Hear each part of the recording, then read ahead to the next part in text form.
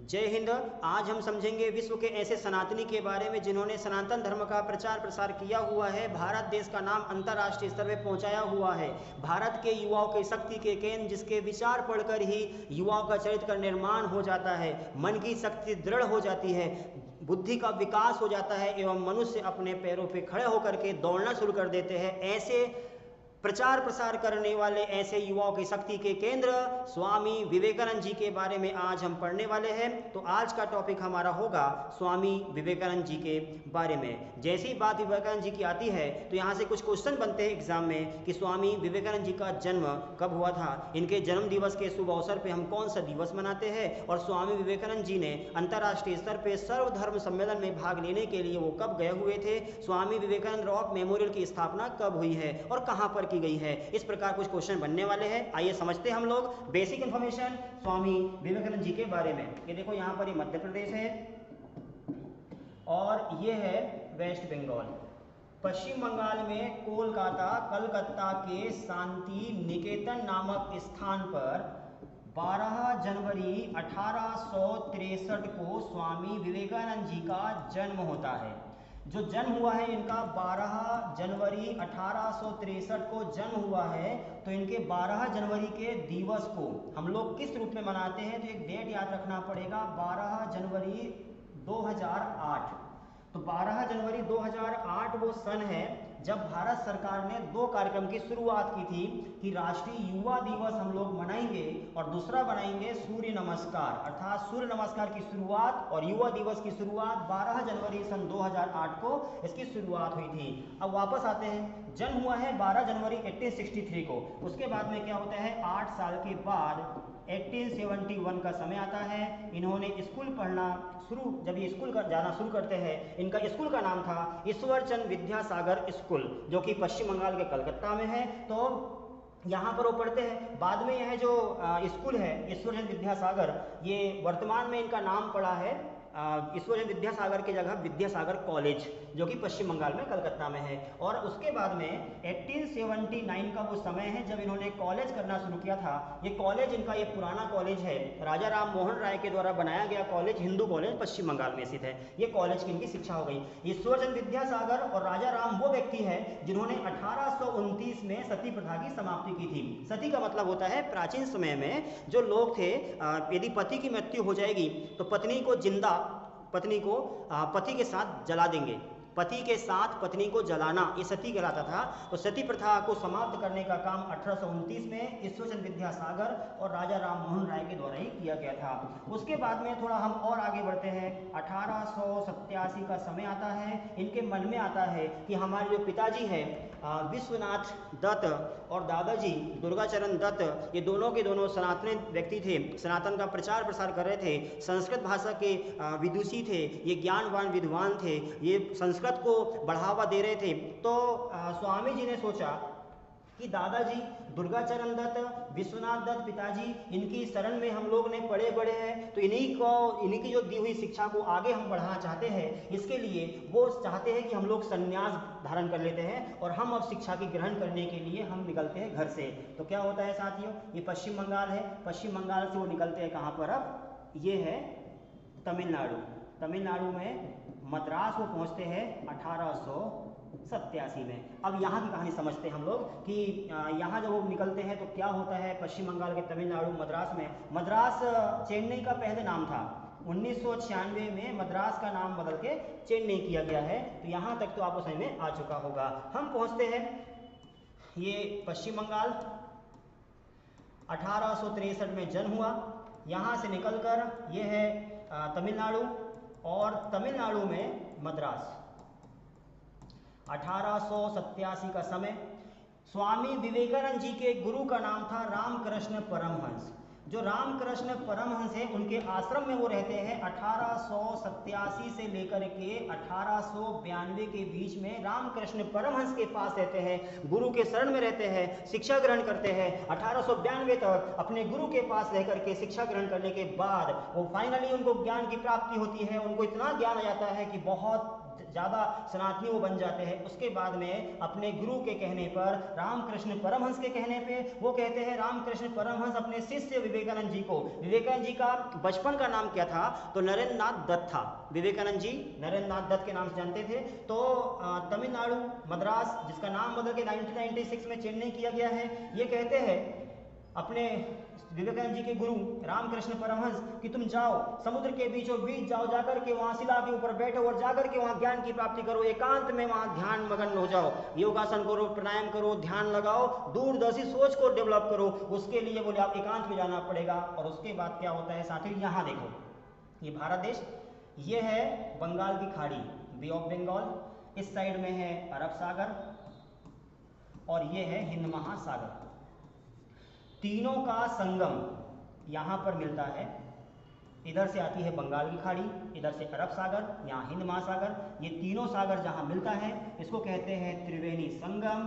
विवेकानंद जी यहाँ त्रिवेणी संगम में पहुँच जाते हैं 25, 26, 27 दिसंबर 1892 को। ये 3 दिन तक यहाँ समुद्र में रहते हैं, पत्थर के ऊपर बैठते हैं, तपस्या करते हैं 3 दिन तक बिना कुछ खाए पिए। 25, 26, 27 दिसंबर 1892 को जब वो 3 दिन तक बिना कुछ खाए पिए तपस्या करते हैं तो फाइनली उनको ज्ञान की प्राप्ति होती है। और ज्ञान की प्राप्ति के बाद वो विश्व स्तर पे सनातन का प्रचार करना चाहते हैं। तो ये वो स्थान है, ये वो स्थान है जहां पर ज्ञान की प्राप्ति हुई थी। इसमें क्या हुआ है, ये जो स्थान है उस स्थान को क्या किया है, अंतर्राष्ट्रीय स्तर पे फेमस करने के लिए, विवेकानंद जी को ज्ञान की प्राप्ति हुई उस स्थान को प्रचलित करने के लिए भारत सरकार ने इस स्थान पे बनाया हुआ है स्वामी विवेकानंद रॉक मेमोरियल। ये दिखाई दे रहा है, क्या गतिविधि है, ये देखिए, ये है भारत का मानचित्र, मध्य प्रदेश, यहाँ पर है विवेकानंद रॉक मेमोरियल।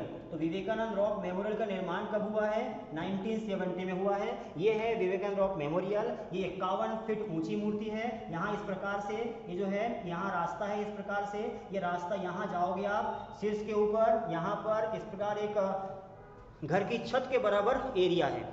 उस सीढ़ियों से चढ़ करके उस छत के ऊपर पहुंच जाओ और छत पे पहुंचने के बाद जहां तक आप देखोगे आपको पूरा पानी ही पानी दिखाई देगा, पूरे जहाज ही जहाज दिखाई देंगे। जहाज चल रहे हैं, ढालने गिर रहे हैं, फिर चल रहे हैं, फिर ढालने गिर रहे हैं। इस प्रकार से आपको जहां तक नजर जाएगी वहां तक पूरा पानी पानी दिखाई देगा। लहर ऊंची ऊंची उठाई देगी, वहां पर सुख समृद्ध वाला वातावरण दिखाई देता है और इतना खुशनुमा माहौल वहां रहता है कि वहां पर ठंडी ठंडी हवाएं बहती है। ऐसा वो एरिया है। इस जो विवेकानंद रॉक मेमोरियल है, इसका निर्माण 1970 में हुआ है। तमिलनाडु सरकार के द्वारा निर्माण किया गया है। इस समय जो मुख्यमंत्री थे उनका नाम था करुणानिधि, मुख्यमंत्री तमिलनाडु के थे। और इस समय देश के राष्ट्रपति जो थे उनका नाम था वीवी गिरी। और जिस व्यक्ति के द्वारा 51 फीट ऊंची मूर्ति का निर्माण किया है विवेकानंद रॉक मेमोरियल, इस मूर्ति का नाम है विवेकानंद रॉक मेमोरियल। इस मूर्ति का निर्माण जिसने किया है उस व्यक्ति का नाम है एकनाथ रनाड़े। इनको भी नमन है कि इन्होंने इतनी अच्छी मूर्ति को निर्माण किया है,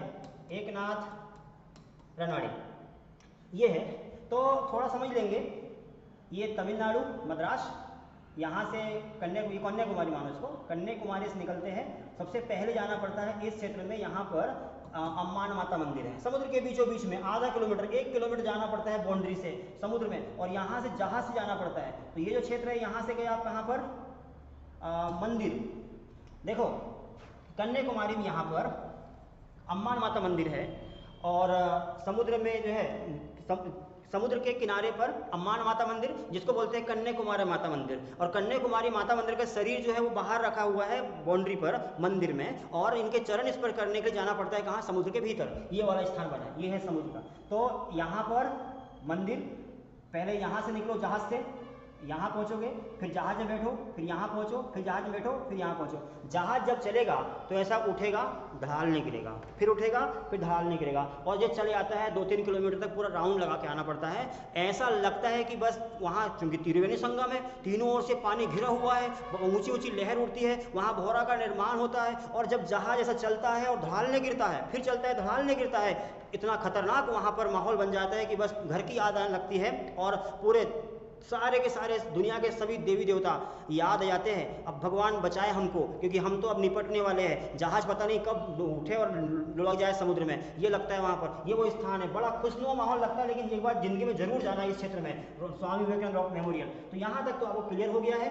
ये है स्वामी विवेकानंद रॉक मेमोरियल, 1917 बना हुआ है, 51 फीट ऊंची मूर्ति का निर्माण हुआ है। विवेकानंद जी को 25, 26, 27 दिसंबर 1892 को ज्ञान की प्राप्ति तमिलनाडु के कन्याकुमारी के जो रॉक मेमोरियल है वहां पर हुई है। उसके बाद में अभी जाते अंतर्राष्ट्रीय स्तर पे।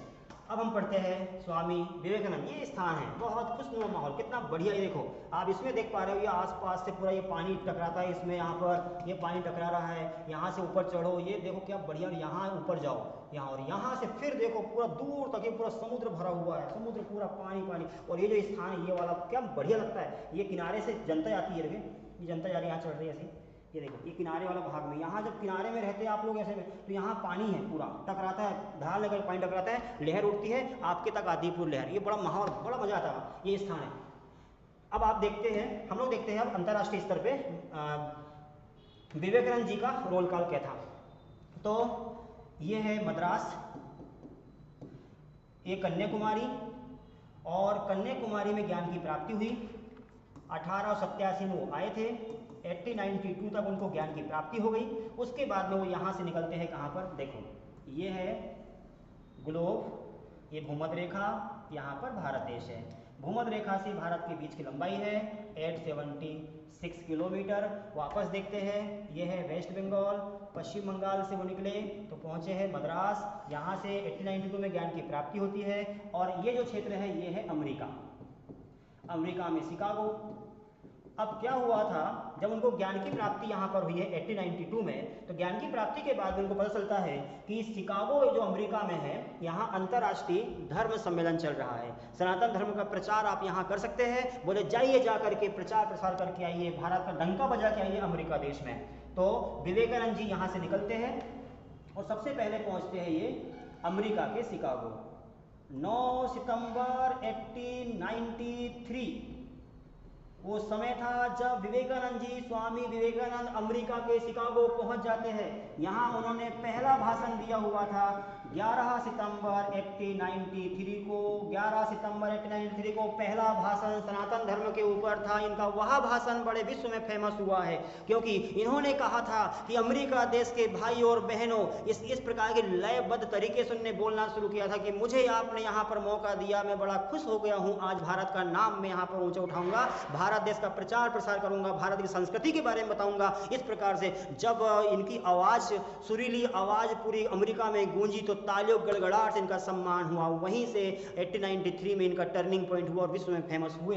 तो पहला भाषण हुआ था 11 सितंबर 1893 को। दूसरा भाषण होता है इनका 14 सितंबर 1893 को। उसके बाद में ये अमेरिका से ये हो गया उनका सनातन धर्म का प्रचार प्रसार किया। उसके बाद अमेरिका से ब्रिटेन, लंदन, फ्रांस होते हुए फिर वापस आते हैं वो कहाँ पर, ये पहुँच जाते हैं वेस्ट बंगाल। 1897 में पहुँच जाते हैं और पश्चिम बंगाल में 1897 में अपने गुरु के नाम से रामकृष्ण मंडली की स्थापना करते हैं। 1897 रामकृष्ण मंडली। क्वेश्चन यहाँ से आता है कि रामकृष्ण मंडली कब बनी थी, या रामकृष्ण मिशन बोलते हैं इसको हम लोग। रामकृष्ण मिशन 1897 पश्चिम बंगाल कलकत्ता। और उसके बाद में फिर क्या होता है 1897 में उन्होंने स्थापित की। फाइनली उनकी मृत्यु होती है 1902 में 4 जुलाई को। 4 जुलाई 1902 को उनकी मृत्यु होती है। पश्चिम बंगाल में उनको बेलूर मठ नामक स्थान पे दफनाया जाता है। नदी है गंगा नदी, बेलूर मठ के किनारे गंगा नदी बहती है, तो गंगा नदी जो है, गंगा नदी के किनारे बेलूर मठ, वहां पर उनको दफनाया गया है। इस साइड में गंगा नदी के तट पे बेलूर मठ में विवेकानंद जी को दफनाया गया है। उनके उस साइड जो है उनके गुरुजी रामकृष्ण परमहंस की समाधि है। तो पश्चिम बंगाल में नदी के दोनों साइड में ये जो है शिष्य और गुरु की दोनों की समाधि यहाँ पर है। इस प्रकार से स्वामी विवेकानंद जी का अंतर्राष्ट्रीय स्तर पर प्रचार प्रसार होता है। अमेरिका देश देखो, पश्चिम बंगाल से लेकर के तमिलनाडु, कन्याकुमारी, मद्रास होते हुए अमेरिका जब जाते हैं, इनके पास में क्या क्या रहता है, इनके पास में रहती है एक लाठी, मजबूत लाठी।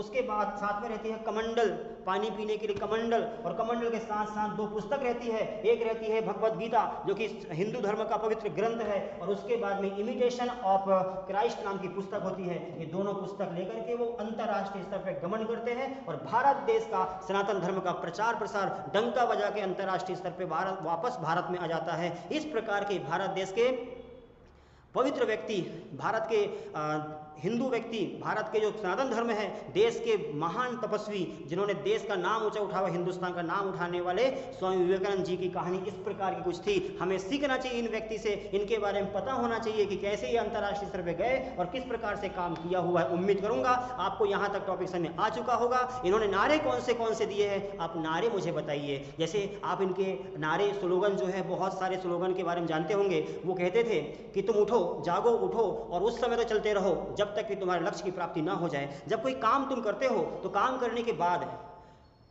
सबसे पहले लोग हंसेंगे, हंसने के बाद मजाक उड़ाएंगे, मजाक उड़ाने के बाद तुमको गिराएंगे, और गिराने के बाद जब तुम नहीं गिरोगे तो उसके बाद में वह जो चीज़ है वो फाइनली प्रूफ हो जाती है और वो काम तुम्हारा सक्सेस हो जाता है। यानी काम छोड़ना नहीं चाहिए। इस प्रकार के इन्होंने कुछ संदेश दिए हुए थे युवाओं के नाम से, इसलिए इनके नाम, इसके जन्म दिवस के शुभ अवसर पर युवा दिवस मनाते हैं हम लोग। तो उम्मीद करूंगा टॉपिक समझ में आ चुका होगा। जय जय, जय सिया राम, जय हनुमान, और हिंदुस्तान अमर रहे। जय हिंद।